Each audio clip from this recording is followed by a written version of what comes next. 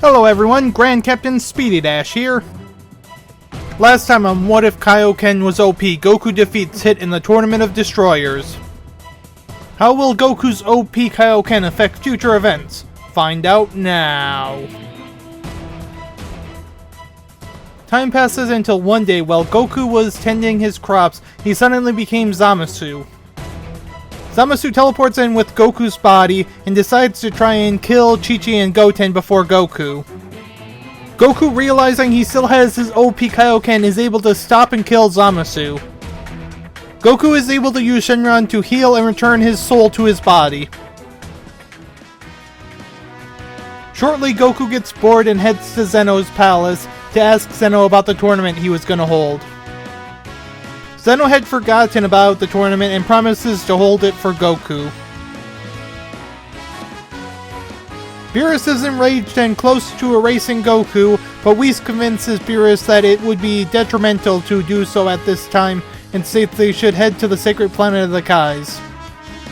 Shin is curious about why Beerus is here, but they are interrupted by the Grand Priest arriving. The Grand Priest begins explaining the basic rules of the Tournament of Power and states the full rules will be given shortly before the tournament starts. After the Grand Priest explains that the MVP of the winning universe will be given a wish on the Super Dragon Balls, Shin asks what the winning universe will receive. The Grand Priest reveals the stakes of the Tournament of Power as a favor to Goku because of his friendship with Zeno. The final thing that the Grand Priest explains is that because of the recent use of the Super Dragon Balls, the tournament won't happen until they are recharged, giving the universes a couple of months before the tournament. Goku heads back to Earth to gather a team for the Tournament of Power, starting at Capsule Corp.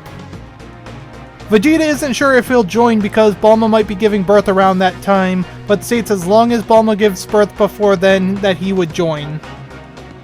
16 states that he'll join the tournament, with Vegeta recommending Gohan. Goku goes to Gohan's house and finds Gohan and Piccolo. Gohan isn't sure about joining until he hears the stakes of the Tournament of Power. After Goku leaves, Piccolo insists on training with Gohan to make sure they are ready for the tournament. Goku goes to recruit Krillin. Krillin is in, with 18 joining as well, and suggesting 17 as another member for the tournament. With 18's help, Goku finds 17 and after a sparring session gets 17 to join the team. Goku goes to recruit Tien and after a bit of excitement gets Tien and Roshi to join the team. Time passes until it's almost time for the tournament. However, Vegeta isn't going to participate, but Whis solves the problem which gets Vegeta to join. The team is Goku, Vegeta, Gohan, Piccolo, Tien, Roshi, Krillin, 18, 17, and 16. At the arena for the Tournament of Power, the Grand Priest explains all the rules for the Tournament of Power. Just as the tournament starts, Goku, Vegeta, and 17 head off to find fighters on their own. Universe 9 decides to bite off more than they can chew, challenging Universe 11, with everyone but the Trio of Dangers quickly getting knocked out, as well as a few Pride Troopers. It isn't long until the Trio of Dangers are knocked out of the ring. With all of Universe 9 knocked out of the ring, Universe 9 is eliminated from the Tournament of Power, and Universe 9 is erased. The tournament slows to a crawl as everyone sees the real stakes of the Tournament of Power. It isn't long until the Tournament of Power roars back into full swing. Goku wants to fight Jiren, but Toppo challenges Goku in Jiren's place. Toppo forces Goku to go ultimate with them fighting evenly until Goku pulls out Kaio-ken and quickly knocks Toppo out of the ring. Changing his mind, Jiren comes back to fight Goku. Jiren is forced to push past his limits, but Goku keeps upping the Kaio-ken, allowing Goku to keep an edge. Seeing Jiren backed into a corner, Dispo and the rest of the Pride Troopers come to help Jiren. Goku simply ups the Kaio-ken and knocks them all out of the ring, leading to Universe 11 being erased. Everyone is shocked that the favored winners were already eliminated. Krillin and 18 are confronted by the kamikaze fireballs, with 17 shortly jumping in to help. The kamikaze fireballs are shortly knocked out of the ring, with Krillin falling out as well. Universe 3, getting worried, decides to fuse into Aniraza. Goku, Vegeta, 17 and 16 rush in together and they force Aniraza out of the ring, with 16 falling out as well. Caulifla and Kale confront Goku. Super Saiyan Goku has an edge over Caulifla until Kale goes berserk. Kale rushes in, forcing Goku to go Ultimate Kaio-ken, which allows him to push Kale back. Just as Kale is about to be knocked out, she suddenly flies to Caulifla and fuses into Kefla. Kefla goes Super Saiyan, but Goku pushes the Kaio-ken and knocks Kefla out of the ring. Vegeta confronts Hit. Hit tries his hardest, but Ultimate Vegeta is able to knock him out of the ring. After a moment of talking with Zeno, the Grand Priest announces that Universe 7 is the winner of the Tournament of Power and that Goku is the MVP. Goku wishes for the erased universes to be restored. Time passes with Agent Mirrors coming to Earth to ask for Goku's help. Goku is interested, and Vegeta is as well. Agent Mirrors begins explaining about Moro and how dangerous he is. Goku searches, finding Moro, and soon figures out where he's heading. Vegeta teleports to New Namek, with Goku teleporting shortly after him, with Mirrors a bit worried if they'll succeed. Moro is surprised by those searching for him arriving before him. Feeling a bit hungry, Moro tries to snack on a Namekian child, but Vegeta rushes in and tears through Moro. Vegeta just meant to stop Moro, and thought Moro was tougher than that. Time passes until the Heaters worry about Granola getting too strong and decide to let slip about Prince Vegeta being alive. Granola, with his motivation reignited, collects the 2 Dragon Balls on planet Cereal. After summoning Tarambo, Granola wishes to be the strongest in the universe. Tarambo states to grant that wish would require Granola to give up most of his life, which Granola agrees to. Granola shortly strong-arms the Heaters into giving him the location of Vegeta, with him soon heading to Earth. Sensing a large power approaching Earth, Goku and Vegeta prepare to confront the power. It isn't long after landing that Granola is confronted by Goku and Vegeta.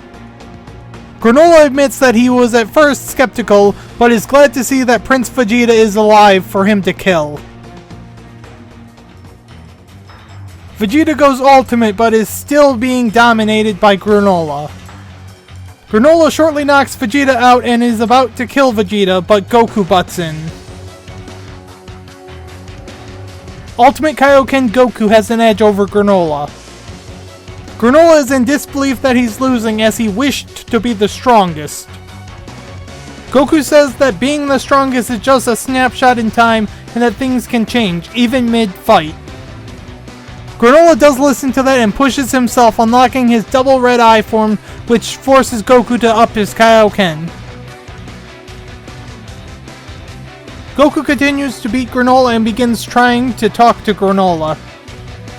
Granola insists he won't stop until he's gotten his revenge on the Saiyans for killing his race, but Goku states that he had nothing to do with that.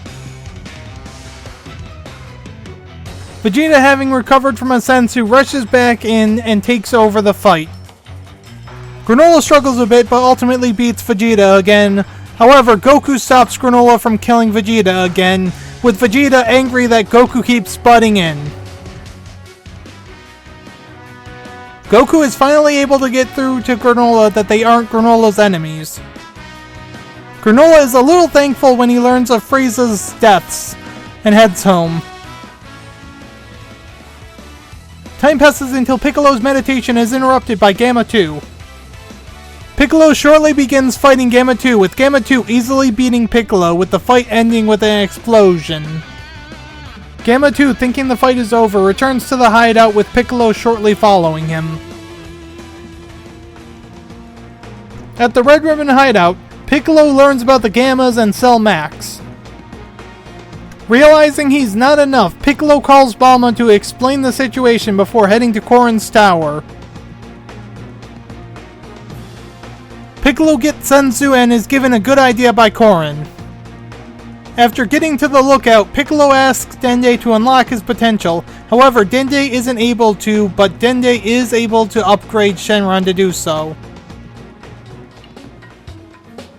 At Capsule Corp, Piccolo summons Shenron and gets his potential unlocked, and Bulma uses the other wishes.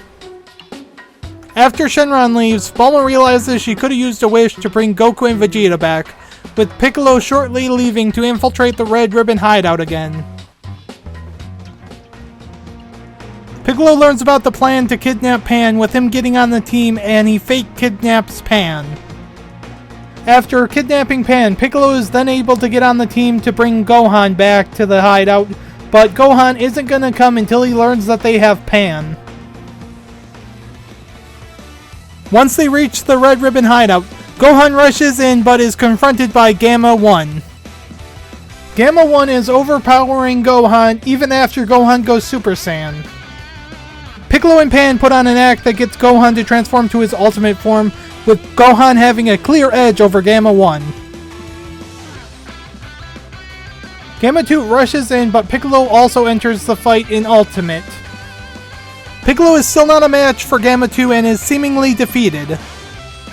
Orange Piccolo returns to the fight and starts overpowering Gamma 2, with him finally getting through to the Gammas.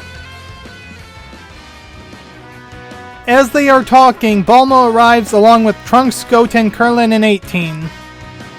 Meanwhile, Dr. Hedo is trying to stop Magenta from activating Cell Max, with Magenta doing so with his final breath. Cell Max explosively emerges and begins rampaging. The Gammas explain Cell Max's weakness before rushing in with everyone, but Trunks and Goten decide to try fusion before rushing in. However, they produce a failed fusion. Cell Max easily handles all of them, with Gamma 2 saying he'll use his last resort before flying high into the sky. They are able to keep Cell Max busy until Gamma 2 closes in, with everyone rushing away just as Gamma 2 explodes on Cell Max. Cell Max survives, with everyone rushing back in. Krillin reminds Piccolo of his giant form, with Piccolo growing to about the same size as Cell Max. Piccolo tells Gohan to prepare a blast to finish off Cell Max while Piccolo distracts Cell Max. Gohan tries to gather the energy, but it isn't working until he sees Piccolo seemingly killed, causing his anger to explode, causing him to transform into Beast Gohan.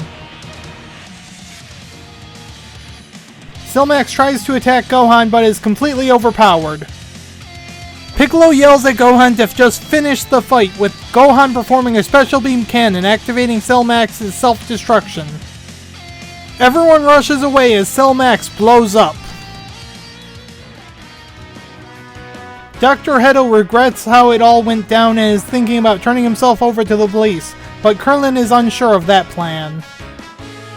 Bulma suggests instead that Dr. Hedo and Gamma 1 join Capsule Corp.